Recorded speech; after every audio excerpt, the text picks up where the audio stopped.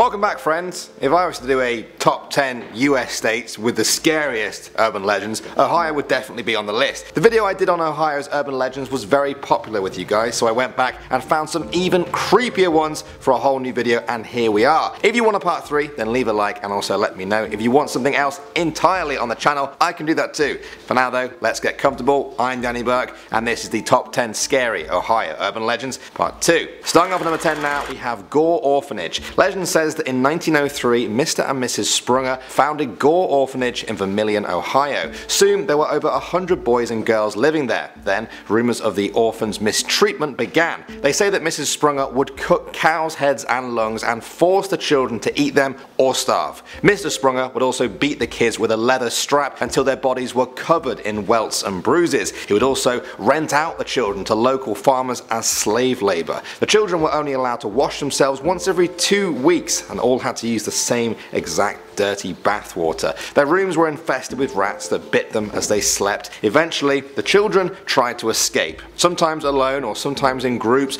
they braved the dark and tried to cross the river at night, hoping to find people to look after them in the nearby town. On one cold night in December 1923, GORE Orphanage caught fire. Now to this day, nobody knows how it started. Some say a child knocked over an oil lamp. Others say Mr. Sprunger started the fire because he hated the children and wanted to collect the insurance money. The building burnt to the ground with the children trapped inside. Locals couldn't get close to the inferno to save them and had to listen to their screams as the orphanage was reduced to a charred husk. Over 100 children died that night. Legend says that you can still see their ghosts lurking in the field where the orphanage once stood. Late at night, you can hear the sounds of screaming and pleading for help. Moving on to number 9 now, we have Athens Insane Asylum. Now this building opened its doors in 1874, becoming one of Ohio's largest asylums for the mentally ill. In the beginning, things went well. It offered some of the best care to its patients. As the years went on, the owners realized that they could put some of the patients to work there, specifically on the nearby farm. The greedier they got, the more patients they took on. By the 1950s, it had become a dumping ground for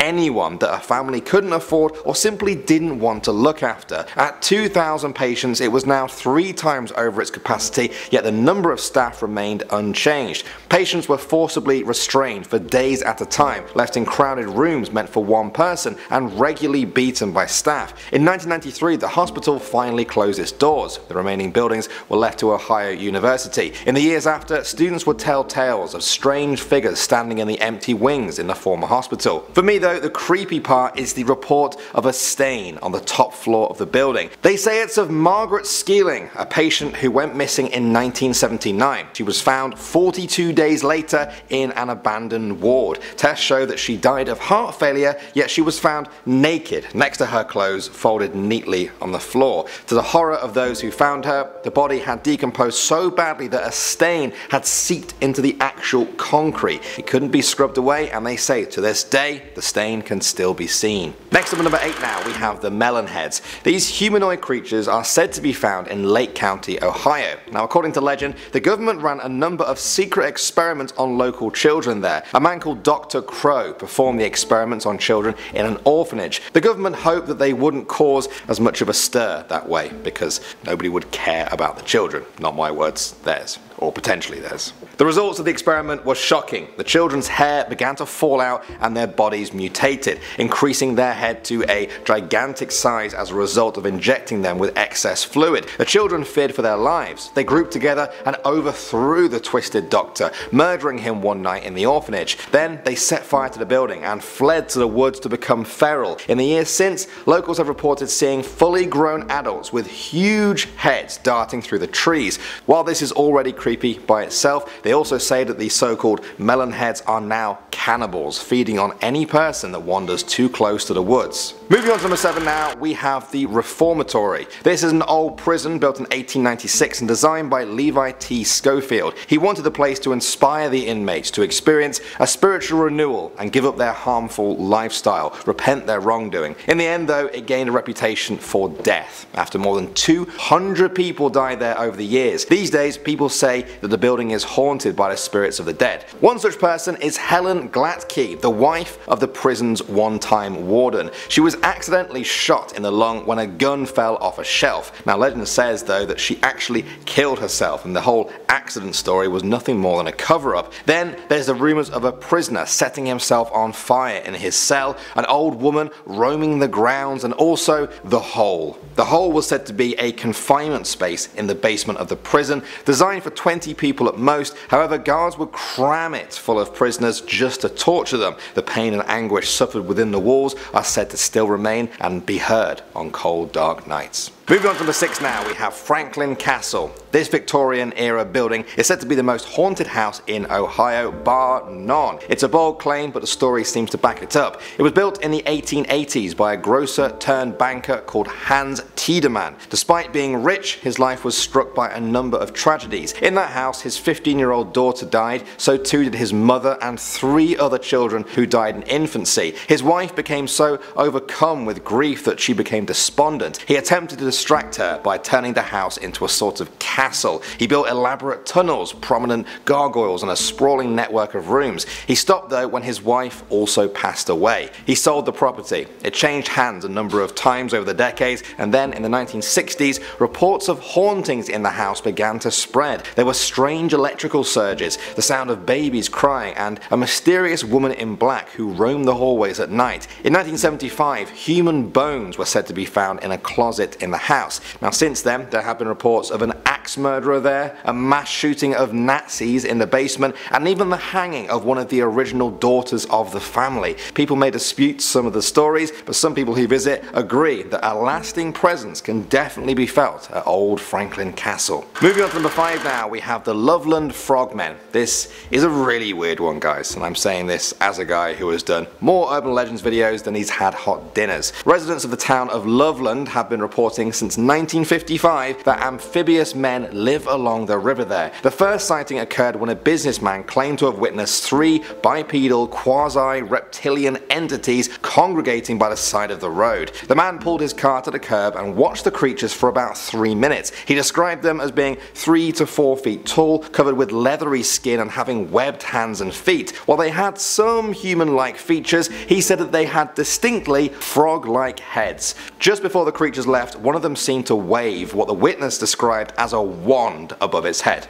Like an actual magical wand. Sparks apparently came out of it. The man left, but over the years many have reported similar experiences, leaving many locals to see the Frogman as just a strange part of reality. Next up at number 4 now, we have the GRASSMAN. You can think of this one as Ohio's version of Bigfoot. It's said to have all the same characteristics, a tall bipedal hominid that skulks around Ohio's deep woods. The GRASSMAN gets its name from apparently building small hut-like structures or nests made out of tall grass. The first sighting occurred in 1978 when some local kids ran into their grandparents' home screaming about a hairy monster they had just seen in the gravel pit outside. When the grandparents went outside to investigate, they saw it too. They said it was covered in dark matted hair, sitting in the pit and fiddling with some trash. They later estimated it to be about 300 pounds. The family fled, but it wasn't the last time that they or many other locals saw them. When people started investigating, they found records from the 1700s of Native Americans in the area who spoke of a race of bipedal ape men. They referred to them as the wild ones of the woods and would often leave food out for them in an effort to keep the peace. Next up at number 3 now, we have the Cincinnati Music Hall. This is a classical music performance hall in Cincinnati, completed in 1878. Before construction was even finished, it was said the location was a place where the dead render the lives of the living a burden to them. How intense does that sound? When a nearby canal was being made, authorities found over 100 human skeletons that had to be removed. They buried them in the ground on which this building now stands on. More remains were placed there in 1838 when a steamboat exploded and flung bodies all over the city. They were also buried in the ground below the music hall. If that wasn't enough to creep you out, it also stands atop of an old orphan asylum and an old Civil War hospital. All of this has resulted in locals claiming saying it's the most haunted place in town. One night watchman felt the presence of ghosts there. He said, "They never touch me, but I always know when they are around, by an icy chill, a thrill of electricity. They never annoy me now by mere knocking, for I have gotten so used to it. So used to it that sometimes when people have really knocked at the door, I didn't open, because I thought it was only the dead that kept knocking, knocking, knocking." Well, I'm glad he can be so calm with dead people knocking at the door at night. Most of us would just nope right out of there. I know I definitely would.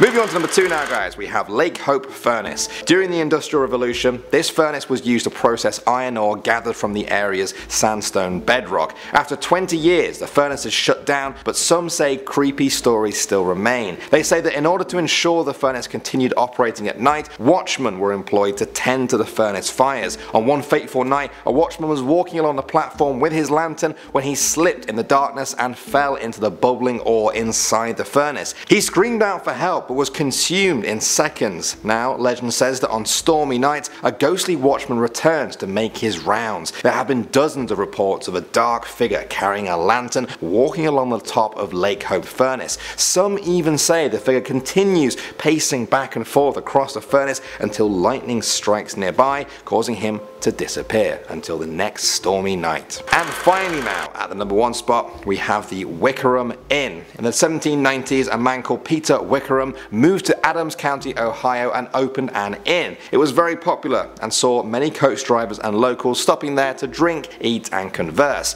One night though, a driver was bragging to the whole inn about how much money he was carrying. Some men in the corner of the room hatched a plan. As he headed to bed, they jumped him, brutally murdering him on the spot. When he didn't appear for checkout the next morning, an employee was sent to check on him. They returned a moment later, pale as a sheet and visibly shaken. When the others entered the room, they saw a horrible sight. The room was covered in blood, absolutely everywhere. On the floor, the blood had seeped into the floorboards, creating the bloody outline of a headless body. But, perhaps even more shockingly, there was no head. Peter Wickerham feared this would be the end of his business. He ordered everything in the room to be taken out and burnt. He also told them to scrub the floor and remove that bloody outline, but no matter how hard they tried, the outline would not fade. Around that same time, people reported seeing the ghostly outline of a headless man peering out of the upstairs window. A long time passed, and in the 1920s, the inn was renovated. In the basement, the stone floor was removed to install a new heating system. As they pulled up the old flooring, they recoiled in horror at the sight of a complete human skeleton,